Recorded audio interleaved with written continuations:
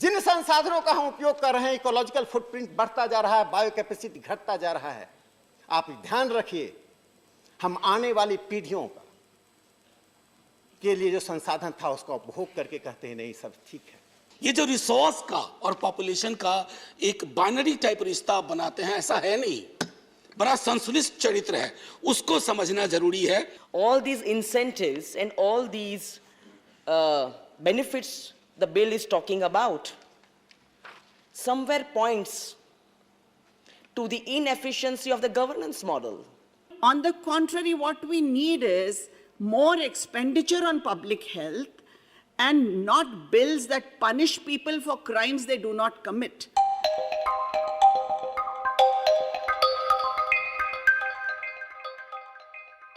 The Population Regulation Bill 2019, Sri Rakesh Sinha to move a motion for the consideration of the Population Regulation Bill 2019. मैं आपको धन्यवाद देता हूं कि आज ये अवसर आया है, जिस अवसर की प्रतीक्षा पूरा देश और स्वयं भारत का संसद करता रहा है। इसी संसद में लगभग 40 बिल पेश किए गए हैं, प्राइवेट मेंबर बिल्स, जिसका संबंध जनसंख्या नियंत्रण से है।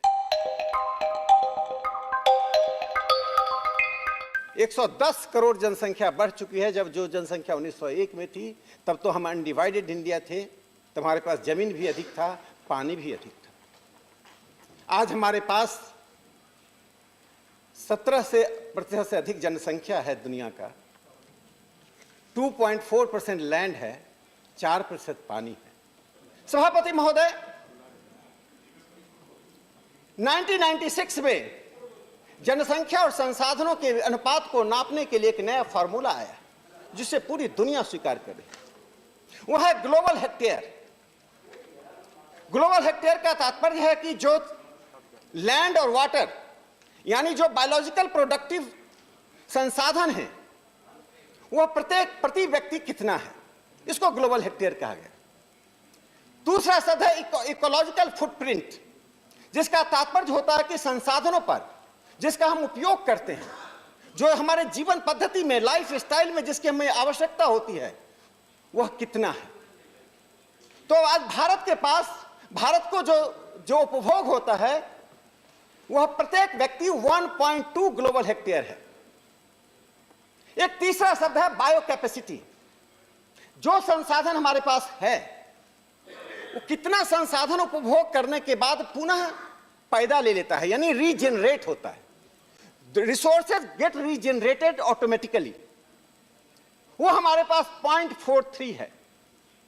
यानी कि इकोलॉजिकल फुटप्रिंट जो हम उपभोग करते हैं, उपभोग जिन चीजों का करता है उनका जो पुनरुत्पादन हो जाता है, उसके बीच का गैप 187% है। यानी हम इकोलॉजिकल डेटर है। और यदि यह पद्धति 30 वर्षों तक चली रही तो हमारे संसाधन इतने कम हो जाएंगे, चाहे विकास की प्रक्रिया जितनी भी तेज हो, कि हम अपने लोगों को वह चीजें नहीं दे पाएंगे जो डिग्निफाइड लाइफ के लिए। It can be said that, well, if population is controlled, if there is birth control, there can be more use of resources, people will get more amenities, they'll be able to have a nice way of life, and the government will be able to provide sustainable development to the people of the society. Well, these are very good arguments to be made in support of the bill. Sir, the bill says that, well, there will be incentives, there will be benefits, incentives given to people working in the public sector, people working in the private sector, and there'll be benefits to people who would go for 1 child, 2 children. But sir, what is all this about in the end? All these incentives and all these benefits the bill is talking about somewhere points to the inefficiency of the governance model. Is the government of the country unable to provide sustainable growth, sustainable development? It cannot handle its own population? महोदय, जमीन, जंगल ये सारी चीज़ों की अपनी सीमाएं हैं, इन्हें हम कुछ पैदा नहीं कर सकते, लेकिन इसके बंटवारे के और हक और इसका उपयोग कौन कितना कर सकता है, ये एक चिंता का विषय है और एक हमें सोचना पड़ेगा। महोदय, अब हमारे साधन अगर कम हैं तो हमारा कसूर नहीं है। साधन बढ़ा नहीं सकते, प्रकृति को हम बढ़ा नहीं सकते, लेकिन हाँ, प्रकृति ने एक हमें ईश्वरीय देन है आबादी, जिसको हम रेगुलेट कर सकते हैं। इस बिल में हमने एक चीज़ बात कही है, इसको यदि मैं ये कहूँ कि it is a kind of positive discrimination, कि हम ये बात नहीं कर रहे हैं कि जिसकी आबादी ज़्यादा और जिसके बच्चे अधिक हो उसको ये सजा दो, ये बात हम नहीं कर रहे हैं, बल्कि हम ये कर रहे हैं कि जिनके बच्चे कम हो उनको कुछ इंसेंटिव दो, उनको कुछ ऐसा फायदा दो जिससे कि और लोग भी प्रेरित हो सके। डेमोग्राफिक डिविडेंड नहीं बोल सकते हैं जब तक कि उनको हम स्किल्स नहीं दे पाते, शिक्षा नहीं दे पाते, स्वास्थ्य नहीं दे पाते। और यह डेमोग्राफिक डिविडेंड तब होता है जब ये हम पूरा इन्वेस्टमेंट कर पाएंगे। उसमें इन्वेस्टमेंट जब करेंगे तो ही डिविडेंड मिल सकता है। आज वो इन्वेस्टमेंट हो रहा है, लेकिन यदि पॉपुलेशन बढ़ती है तो उसका प्रमाण कम हो जाता है। यह डेमोग्राफिक डिजास्टर में ना बदले, इसलिए यह बिल लाया है और इसलिए मैं इसका पूरी तरह से समर्थन करना चाहता हूँ। सिर्फ मेरा ये कहना है कि ये स्वैच्छिक रहे और पूरी जानकारी के बाद रहे और महिलाओं को सबलीकरण के साथ में रहे। ये जो रिसोर्स का और पॉपुलेशन का एक बाइनरी टाइप रिश्ता बनाते हैं, ऐसा है नहीं, बड़ा संश्लिष्ट चरित्र है, उसको समझना जरूरी है। जो मैंने पहले एक बात कही थी, आप उन राज्यों की सूची देखें, टीएफआर उनका लेवल देखें, वो कैसे संभव हुआ। डेवलपमेंट इनपुट गए। वेस्ट बंगाल का लेसन मैं देना चाहता था। Interestingly, lessons could be learned from West Bengal. In West Bengal, the figures for women with 10 or more years of schooling, 32.9%, and women marrying before age 18 years, 41.6%, are almost similar to Bihar and even worse than Uttar Pradesh. But it seems that the West Bengal reached the TFR of 1.6%. Why? Because of decline in neonatal death. अब मैं समझता हूँ sir, इन तरह की चीजों पर हमारा ज्यादा ध्यान होना चाहिए। I am second among 9, second son. After that, according if this law passed before me, 1951, after me, no brothers, no sisters, okay. But for me, now 4. It is according to criminal, 4 boys. For my boys, now only 2, as per bill. It is not by force, not by law. It is because of, okay, whoever government came before, their family control, teaching us about family, population control, and how to give them more education. We agree on that, but not by force.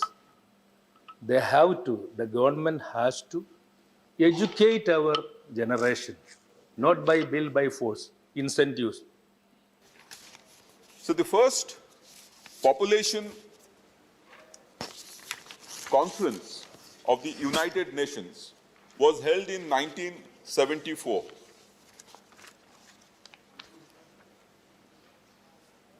Karan Singh, India's health minister at that time, declared that development is the best contraceptive. I still feel that this particular logic holds good, that development is the best population control measure. But the question is, which people would say, that how do you achieve development when the population is growing? That is also a logic. Now we have seen that the biggest destruction to our environment, to our resources, natural resources, and it has been proved by economists, has not come from the number of the population. It has come from their behavioral pattern. We have to change that. It has come from industries. These industries, we are not closing industries.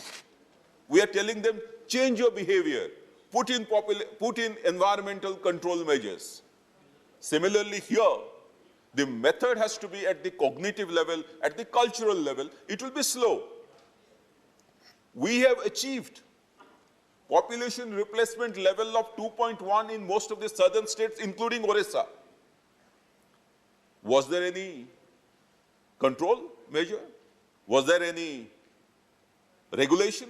It was only through development progress. ये कोई नई समस्या नहीं है और न पहली बार, न कोई ऐसी भी बात भी नहीं है कि पहली बार या कोई इस संसद के सत्र में ही ये बातें उठी है। जैसा बताया गया कि 40 बार से अधिक इसके बारे में प्रयास हुए हैं, इसके बारे में चर्चाएं हुई है और 1992 में एमएल फोतेदार जी ने भी एक बिल लाया था जो राज्यसभा में पास भी हो गया था, लेकिन लोकसभा में पास नहीं हो पाया। 1996 में पीवी नरसिम्हा राव जी की सरकार ने के करुणाकरन जी की अध्यक्षता में एक समिति भी बनाई थी। ये मैं समझता हूँ किसी कानून के द्वारा नहीं आएगा, किसी जबरदस्ती के द्वारा नहीं आएगा। एक आम सहमति की भावना जब बनेगी देश में और एक देश उन्नति के लिए सब एकजुट होंगे, एक मत होंगे, तब ये बातें आगे बढ़ेगी। यदि हमारे साथी मानते हैं कि जनसंख्या एक समस्या है, तो मैं समझता हूँ इस बहस को विरोध ना करें, बल्कि इसको मजबूत करें, अपने सुझावों के द्वारा मजबूत करें। लार्जर कॉन्टेक्स्ट में एक्सेप्टेबिलिटी कैसे हो सकती है उसके बारे में कुछ सुझाव दें। कुछ संशोधनों की आवश्यकता हो सकती है और मैं समझता हूँ ये सदन इसीलिए बना है कि यहाँ पे बहस करके सारे लोगों के विचार को समाहित करके हम एक निर्णय पे पहुँचे।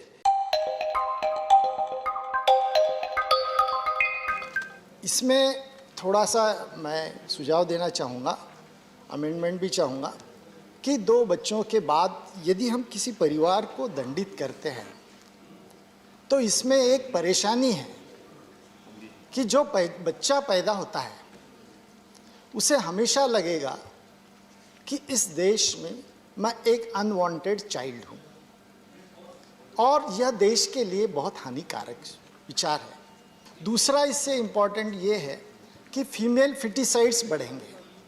फीमेल फिटिसाइड्स बढ़ेंगे इसलिए कि यदि दूसरा बच्चा यदि यानी फीमेल है या बच्ची पैदा होती है तो घर वाले ज़्यादातर मैंने देखा है, डॉक्टर होने के नाते देखा है कि वो कहते हैं कि दूध मत पिलाओ और वह धीरे धीरे डेथ हो जाती है लड़की की, और इसलिए क्योंकि उनको दूसरा लड़का चाहिए, तो ये नंबर भी बढ़ सकता है।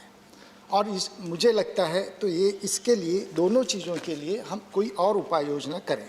इसमें सबसे महत्वपूर्ण एक है कि महिला का सशक्तिकरण हो। आज बच्चा चाहिए या नहीं चाहिए यह निर्णय वो महिला नहीं ले सकती है, यह निर्णय परिवार लेते हैं। सासू माँ बोलती है कि बच्चा चाहिए, फिर पति भी बोलता है कि बच्चा चाहिए। ऐसा ना होते हुए वह महिला तय करे कि उसे बच्चा चाहिए या नहीं। Sir, the proposed bill states that people with more than 2 children will receive fewer government benefits or services. This includes money, this includes limited benefits under the public distribution system, even for those at the bottom of the lowest strata, socio-economic strata of Indian society, sir. The bill privileges access to public education, healthcare facilities, and insurance to family with fewer than 2 children. In effect, the proposed text offers to perpetuate a long-standing anxiety around India's population growth, but takes on a particularly dangerous turn by attaching reproductive lives and children to direct exclusion from the polity. And this is certainly very dangerous, sir. And considering a demographic shift already occurred and is intensifying, the bill will only further marginalize the already marginalized, sir. As per the National Family Health Survey of 2015-16, approximately 13 million women of reproductive age 15 to 49 in India who want to avoid pregnancy are not using modern contraceptive methods. This is referred to as having an unmet need for family planning. On an average, Indian women wish to have 1.8 children on an average. This is otherwise known as desired or wanted fertility. However, they end up having 2.2 children on an average, sir.